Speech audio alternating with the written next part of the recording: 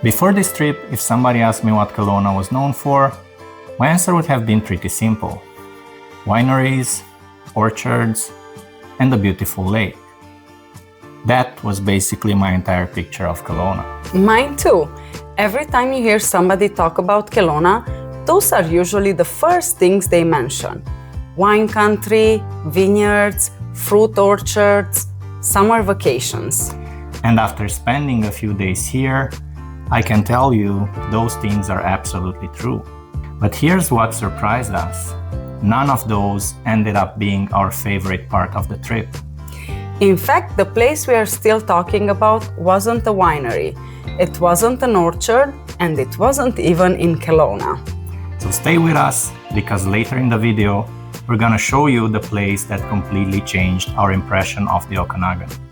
But before we get there, let's talk about what we actually found when we arrived in Kelowna. One of the first things I noticed was that Kelowna feels different from Calgary. Not better, not worse, just different. The pace feels different. The scenery feels different. And the relationship between the city and the nature feels different. That was probably my first impression too. No matter where we drove, it felt like we were constantly moving between city and nature. 1 minute we were passing through neighborhoods, the next minute we were looking at vineyards and hillsides. And that's something I wasn't expecting. I expected wineries. I expected orchards. I didn't expect the city itself to feel so connected to the landscape around it. Exactly. The lake is always nearby, the hills are always nearby, the vineyards are always nearby. Everything feels connected. Now let's talk about the thing everyone already knows. The wineries and the orchards. Because they deserve the reputation. They really do. Even if you aren't interested in wine, the scenery alone makes these areas worth visiting. Some of the views overlooking the valley are incredible. You can immediately understand why so many people choose to spend their vacation here. And one thing that surprised me was how many orchards there are. You hear about them before you arrive, but it's different when you actually see them in person. The orchards, the vineyards, the rolling hills, the lake in the background. It's a combination that works really well. But here's the interesting part. As much as we enjoyed these areas, they weren't what kept drawing us back. Quick question for you. When you hear the word Kelowna, what's the first thing that comes to mind? Let us know in the comments.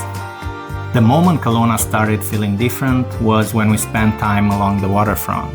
I knew there was a lake. I didn't realize how much the lake defines the experience. Exactly.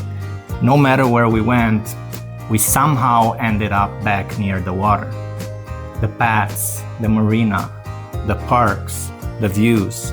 It felt like the city and the lake were constantly connected. And that's when my perception of Kelowna started changing. It stopped feeling like a destination built around wineries. It started feeling like a destination built around lifestyle. That's a really good way to describe it. The lake isn't just something people look at. It's something people use. Walk beside it, spend time around it, build their day around it. And I think that's one of the reasons so many people fall in love with this area. If you're enjoying this video so far, consider subscribing to our channel. We travel as a family and share our honest experiences as we discover places around Canada and beyond. Another surprise was downtown Kelowna. I wasn't really sure what to expect. Neither was I. But what stood out was the variety. Every area seemed to have a different personality.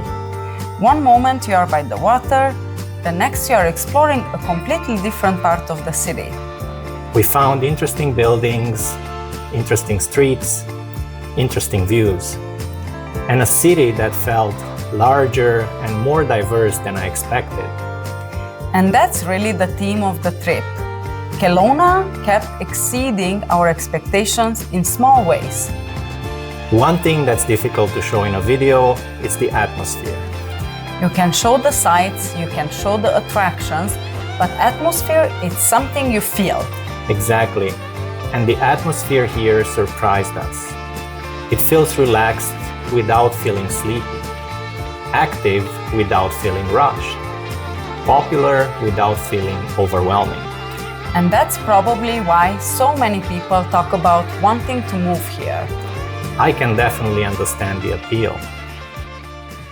Now, remember the place we mentioned at the beginning of the video?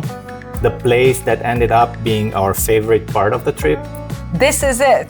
A short drive north of Kelowna brought us to Vernon and Kalamalka Lake. The first thing you notice is the color of the water. The second thing you notice is that you keep looking at it because it almost doesn't seem real. Pictures don't fully capture it, video doesn't fully capture it. It's one of those places you simply need to experience yourself. And this ended up being the place we talked about most after the trip. Not because it was famous, not because it was crowded, but because it completely exceeded our expectations. We came expecting wineries and orchards.